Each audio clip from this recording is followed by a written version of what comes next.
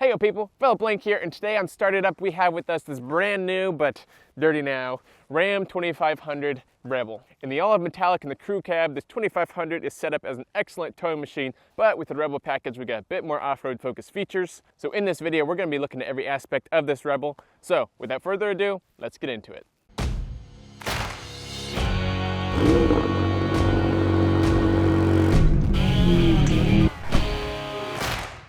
Sorry I've got the big hood up, it's 25 degrees out and too cold to be making a video. But Ram, which used to be Dodge Ram, split into its own company in 2010 after Chrysler's 2009 bankruptcy, and since then have been making just their trucks. Currently, Ram has a lineup from their single cab tradesman all the way up to their 5500 chassis cab, which has a towing capacity up to 35,000 pounds.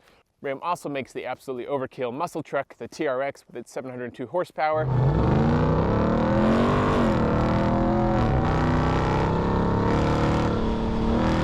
And then they also have the goofy ProMaster Series vans.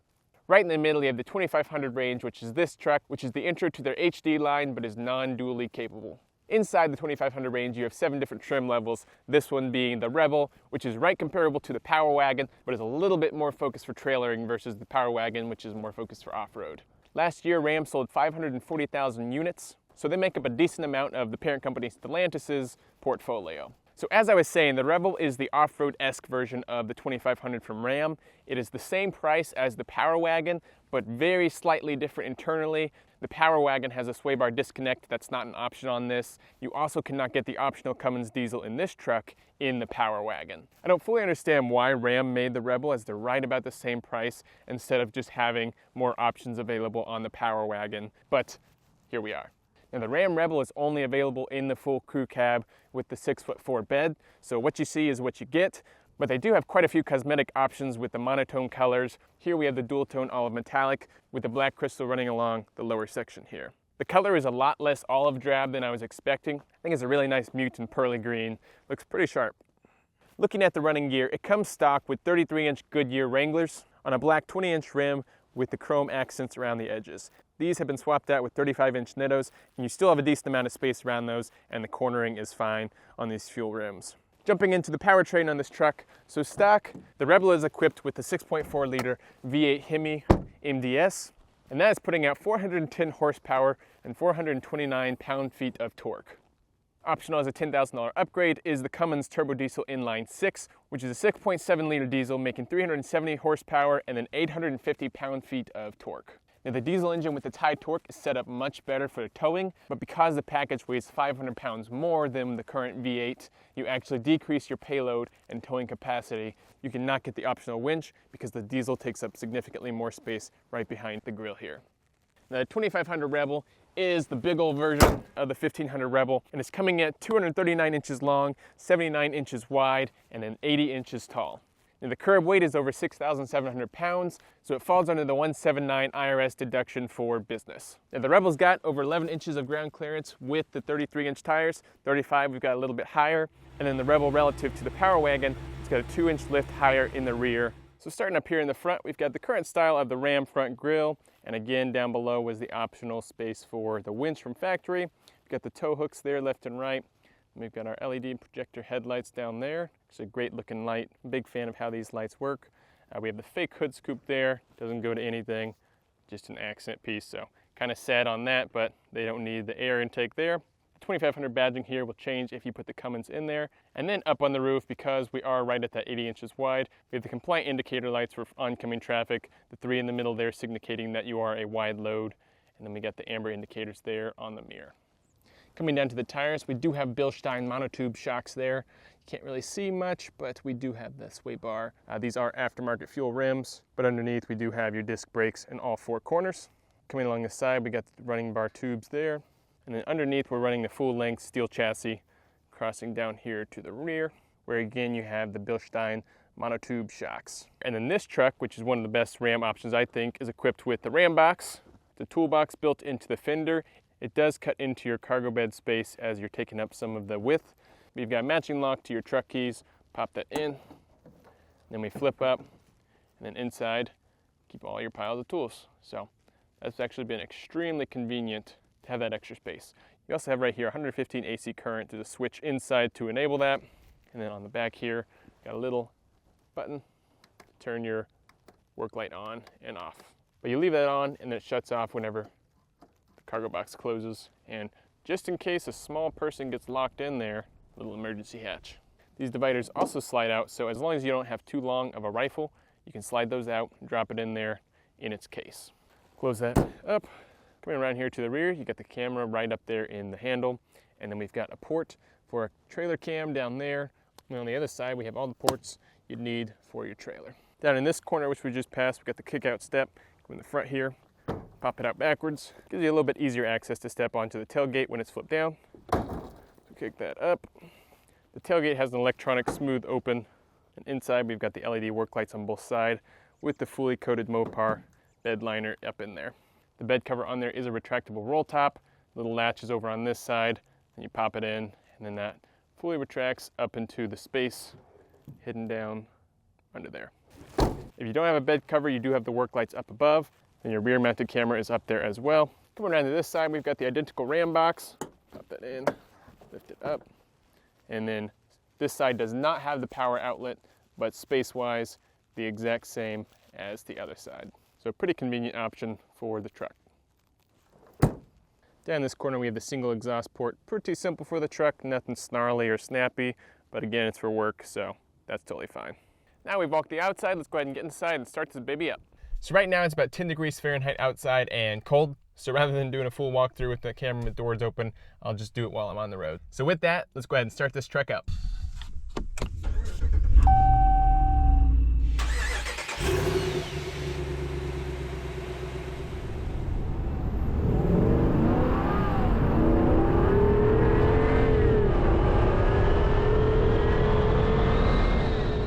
If you're not used to driving big trucks, definitely go out and test drive this and get it on some actually narrow roads so you can feel. This is very large, sits up high, has that stiffer suspension, takes a little bit more focus to drive than say your 1500 Rams. Now suspension on this is intended for that much higher payload and towing capacity, but it still does a very good job of being smooth on the highway. Right now we're running about 40 miles per hour on a gravel workload next here to the coal mine, and the ride in here is enjoyable, not too loud. It's not extra quiet or anything, but potholes, big old holes here, doing a great job. Now getting a 2500 over a 1500, obviously your needs are going to be more towing and payload capacity focused. So with that, the 410 horsepower on this thing is zero intent on having a good 0 to 60. Again, it's a work truck, but we are getting 7.5 seconds on that 0 to 60 from the 410 horsepower in the V8. Now depending on which engine package you get, with the V8 you're getting an 8-speed automatic transmission, and then on your right of the steering wheel here you've got a gear selector to where you can downshift for downhill descent, and then you can also put a gear limit on to make sure it doesn't keep jumping and trying to go into higher gear where you'll lose your power. If you go with the $10,000 Cummins upgrade, you're getting a different transmission, obviously geared for that, and then it is a 6-speed, but it also has a similar gear control inside as it's automatic.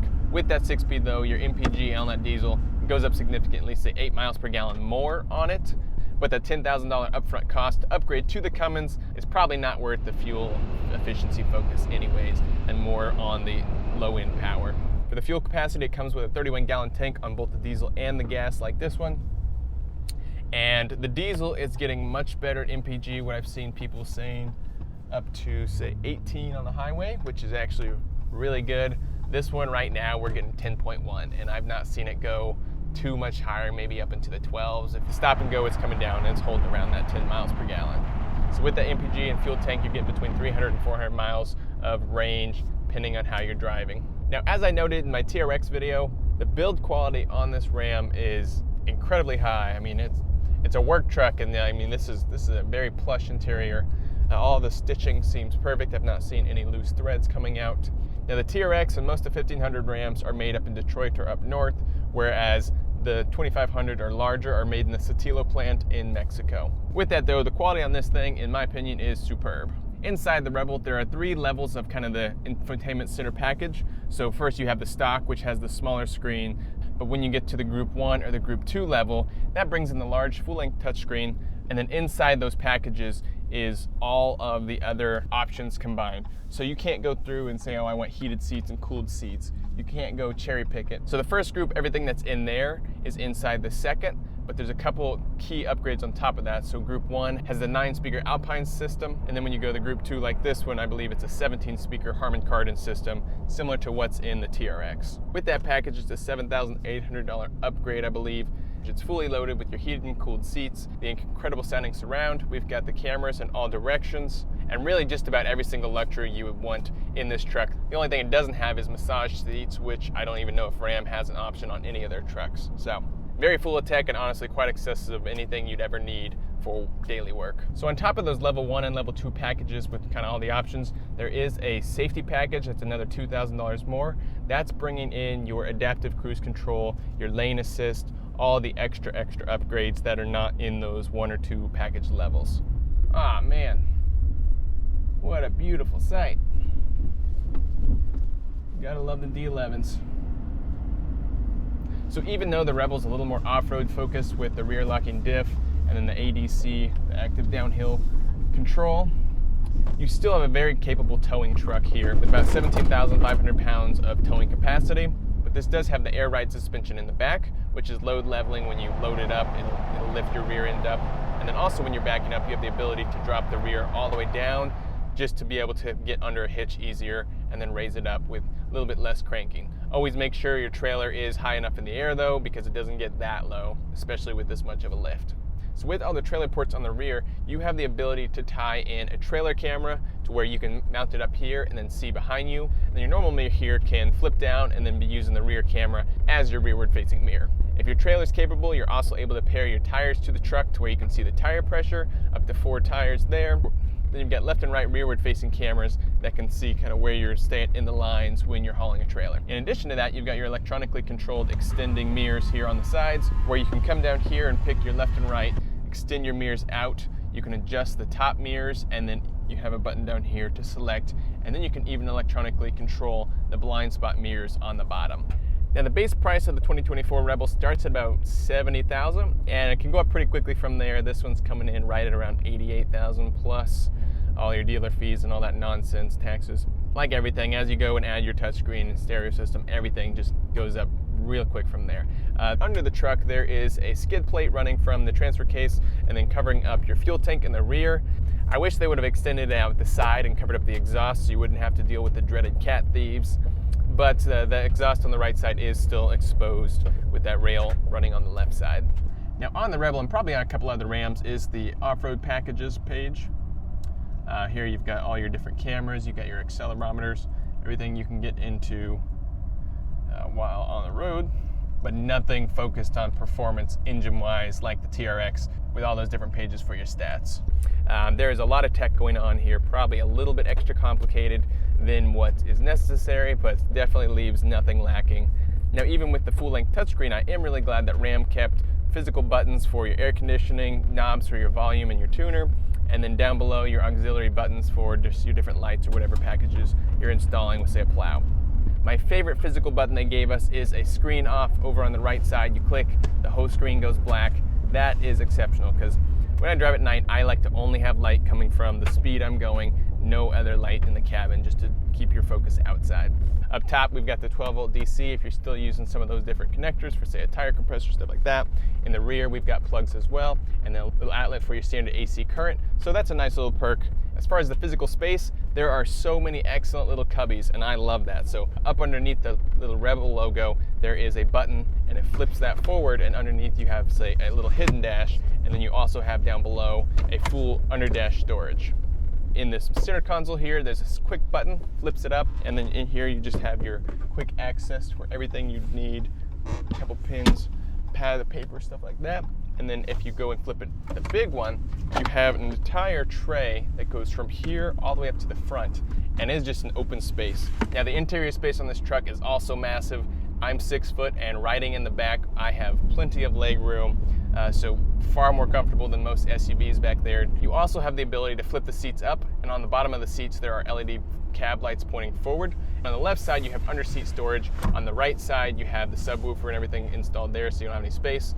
But the trays flip out and then have little legs to where you have a flat workspace to, say, put boxes or some much larger tools or whatever you need back there.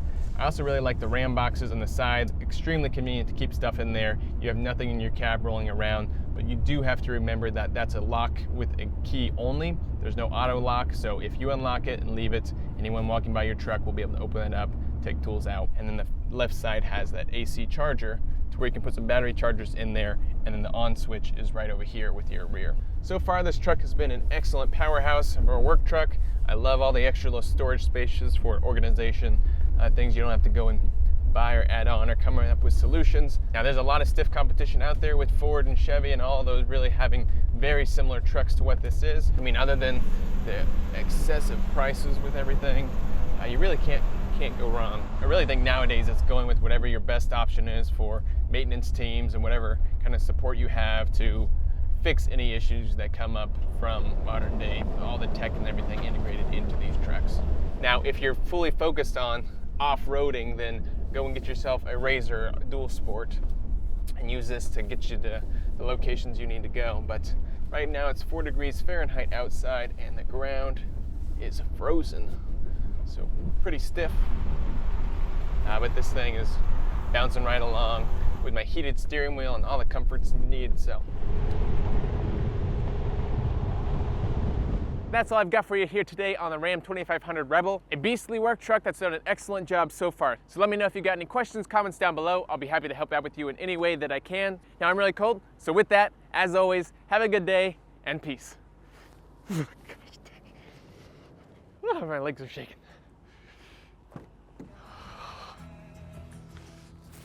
Ugh.